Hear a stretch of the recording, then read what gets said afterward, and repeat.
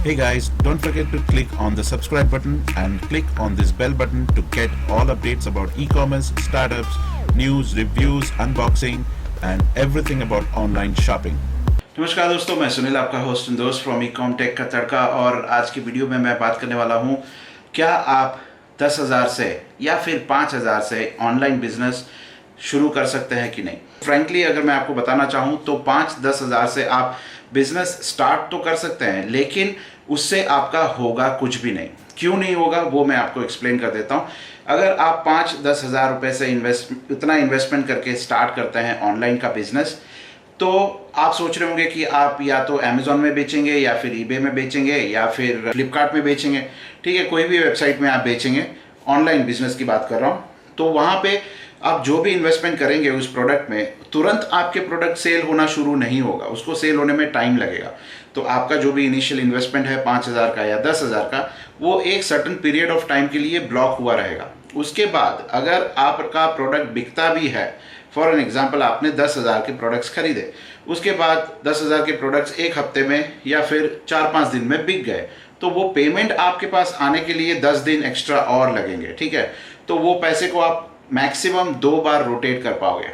और उसके बाद हम जब प्रॉफिट की बात करते हैं, तब ऑनलाइन बिजनेस में डिपेंडिंग कि प्रोडक्ट कौन सा है, कहाँ से आपने खरीदा है, क्या मार्जिन से खरीदा है, मान के चलिए कि 5 से 15% के बीच में आपको मार्जिन मिलेगा। तो अगर आप 10,000 की बात करते हैं तो 10,000 में अगर आप 5 से 15% की बात करते हैं तो 1,000 से 1,500 रुपये का मार्जिन आपको मिलेगा। अगर आप उसको 2 बार रोटेट करते हैं 10,000 रुपये को पूरे महीने में, तो भी आपका वो 1,500 से 3,000 रुपये के आसपास का प्रॉफिट बैठता है। अब सवाल ये आता है कि आप इतने पैसे के लिए इतनी मेहनत करना चाहेंगे कि नहीं चाहेंगे। ठीक है, ऑब्वियसली कोई भी नहीं चाहेगा।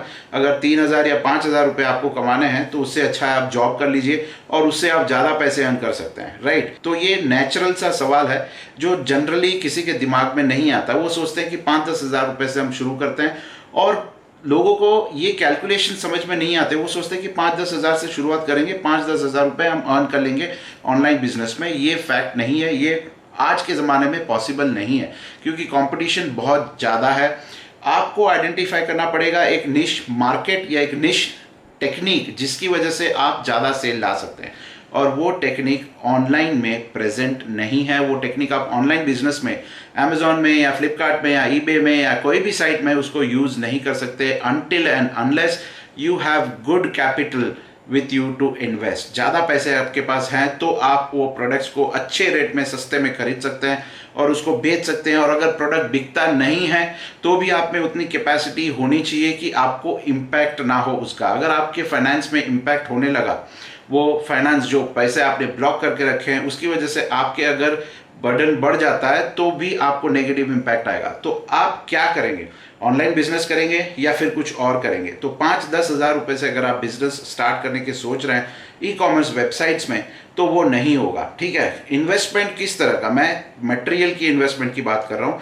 मटेरियल में इन्वेस्ट करना, उसके अगेंस्ट में ऑप्शंस क्या है वो मैं आपको बता देता हूँ। अगर आप लेट्स से कि 5-10 हज़ार रुपये से बिजनेस स्टार्ट करना चाहते हैं, ई कॉमर्स बिजनेस नहीं, बिजनेस, अगर सिर्फ बिजनेस स्टार्ट करना चाहते हैं तो डेफिनेटली आप कर सकते हैं, क्योंकि 5-10 हज़ार रुपये से आप 50 हज़ार रुपये भी अर्न कर सकते हैं। वो टोटली आपके ऊपर डिपेंड करेगा कि आप कितनी मेहनत कर रहे हैं। अब ये बिजनेस मॉडल जो मैं कह रहा हूँ ऑफलाइन का, उसमें आपको इन्वेस्टमेंट की ज़रूरत नहीं पड़ती है। उसमें ज़रूरत पड़ती है सिर्फ और सिर्फ आपके हार्डवर्क और डेडिकेशन की। यहाँ पे बिजनेस में एक चीज़ को आपका बहुत ध्यान रखना पड़ेगा कि आप अगर शर्माते हैं, अगर आपको लोगों को फेस करना डिफिकल्ट लगता है, अगर आप रिजेक्शन से डरते हैं, रिजेक्शन मतलब कोई अगर आपको ना कह दे या फिर कोई ब्लंटली बोल दे कि नहीं मुझे नहीं चाहिए, ये सुन के अगर आपका दिल खौल जाता है या फिर खून गर्म हो जाता है तो आप बिजनेस नहीं कर सकते हैं। आप पीछे हट जाइए, ये आपकी बस की बात नहीं है। ठीक है, लेकिन अगर हाँ आपको रिजेक्शन एक्सेप्ट करने की हिम्मत है, अगर आप ये मानते हैं कि ये बंदा मुझे रिजेक्ट करता है, परचेज नहीं करता है मुझसे, मैं 10 जगह और जाऊंगा और वहां पे मैं सेल लेके आऊंगा, तो आप बिजनेस कर सकते हैं। अदरवाइज बिजनेस करना आपकी बस की बात नहीं है। वो बड़े बड़े ख्वाब देखना आपकी बस की बात नहीं है। रिजेक्शन से आपको एक्सेप्ट करना पड़ेगा कि rejection is a part of business life. कोई भी बड़ा बिजनेस या छोटा बिजनेस आप देख लीजिए, rejection is always a part of life, उसको आपको एक्सेप्ट करना पड़ेगा। क्योंकि ऑनलाइन बिजनेस ऐसा है कि वहां पे कस्टमर्स आपके पास चल के नहीं आता है, वो सिस्टम जो है वो टोटली ऑटोमेटेड सिस्टम है, जहां पे कंट्रोल Amazon, फ्लिपकार्ट, ईबे जैसी साइट्स के ऊपर होता है। लेकिन ऑफलाइन बिजनेस जो होता है उसका कंट्रोल पूरा आपके हाथ में होता है, ठीक है। आप जितना मेहनत कर सकते हैं, आप जितना अच्छा समझा सकते हैं लोगों को, जितना इजीली कन्विंस कर सकते हैं, बिजनेस आपको ही मिलेगा। और हाँ, ऐसा नहीं है कि आपके पास सस्ता प्रोडक्ट होना चाहिए बिजनेस करने के लिए या फिर महंगा प्रोडक्ट होना चाहिए। आपके पास कोई भी प्रोडक्ट होगा, कुछ भी प्रोडक्ट होगा, आपके पास वो टैलेंट होना बहुत ज़रूरी है जिससे आप वो बिजनेस को आगे ले जा सकते हैं। तो ये कुछ ऐसे बहुत क्रिटिकल टॉपिक्स हैं जो मैं डिटेल में डिस्कस करने वाला हूं अपने आने वाले सेमिनार में, जहां पे मैं आप लोगों को समझाऊंगा जो भी आ रहे हैं कि ऐसे बिजनेस को लेके हम मार्केट में कैसे पेनिट्रेट कर सकते हैं, कैसे लोगों तक पहुंच सकते हैं और कैसे समझा सकते हैं कि वो प्रोडक्ट्स आपसे ले। उसके लिए क्या बैकग्राउंड रिसर्च आपको करना पड़ेगा, क्या बैकग्राउंड वर्क करना पड़ेगा, उसमें एक्सपेंसेस कैसे आएंगे, कितने आएंगे, तो ये सारी चीज़ें हम सेमिनार में डिस्कस करने वाले हैं। और हाँ, ऑब्वियसली बहुत सारे लोगों को सेमिनार का कॉस्ट ज़्यादा लग रहा होगा, ठीक है, लेकिन शायद उनको वो कॉस्ट ज़्यादा नहीं लग रहा होगा जो वो इनिशियली इन्वेस्ट करना चाहते हैं बिजनेस में और वहाँ पे एक्सपेरिमेंट करना चाहते हैं। तो सवाल मैं आपको ये पूछता हूँ आज कि क्या आप 10,000, 20,000, 30,000 का रिस्क लेके ऑनलाइन बिजनेस स्टार्ट करना पसंद करेंगे, या फिर आप सिक्योर्ड लिटिल इन्वेस्टमेंट करके, सिक्योर्ड थोड़ा सा इन्वेस्टमेंट करके आप वो तरीका समझना चाहेंगे जिससे आपका बिजनेस और ज़्यादा पावरफुल हो सके और आप मार्केट में पेनिट्रेट कर सके, जहाँ पे उस प्रोडक्ट की एक्चुअल में डिमांड है और सप्लाई भी आपको कंसिस्टेंटली मिल रही है अच्छे प्राइस में, और दैट टू वो भी विदाउट इन्वेस्टमेंट आप वो बिजनेस कर सकते हैं। तो ये कैसे कर पाएंगे आप, ये बताना मेरा काम है। और ऑब्वियसली बिजनेस जो है ये बहुत ही केयरफुली हैंडल करना पड़ता है।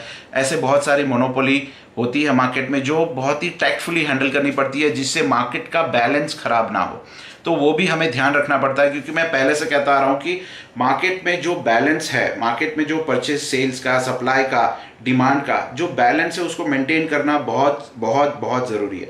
ऐसा भी नहीं होना चाहिए कि सप्लाई बहुत ज़्यादा हो जाए, एक्सेसिव हो जाए और डिमांड उतनी है ही नहीं। तो क्या होगा, अगर सप्लाई बहुत ज़्यादा है, डिमांड कम है, तो कंपटीशन शुरू हो जाता है, प्राइस वॉर शुरू हो जाता है और उसमें सबका गला कटने लगता है, ठीक है। तो वो चीज़ ना हो, उसके लिए ये मेरे को बहुत ध्यान से करना पड़ता है। प्राइस प्रोडक्ट का बहुत इंपॉर्टेंट है और वो डिपेंड करता है कि आप कितनी क्वांटिटीज़ लेते हैं। आज बड़े बड़े लोग और बड़े बड़े क्यों होते जा रहे हैं, क्योंकि उनके पास कैपेसिटी है प्रोडक्ट्स को परचेज करने के लिए, जो हम छोटे लोगों के पास नहीं है।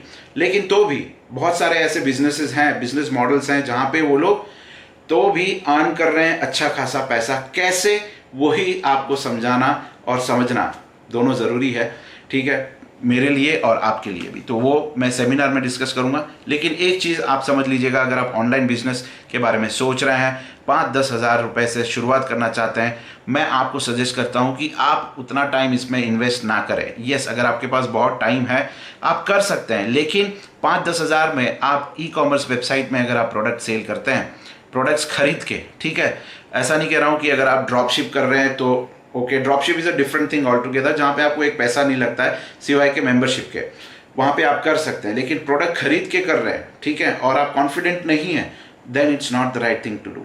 सो यही बताना था आज के वीडियो में। और वीडियो अगर पसंद आया हो तो एज यूजुअल यही कहना चाहूँगा, वीडियो को लाइक करना मत भूलिएगा, और पसंद आता है एक्स्ट्रा ऑर्डिनरी तो फिर आप उसको शेयर भी कर सकते हैं।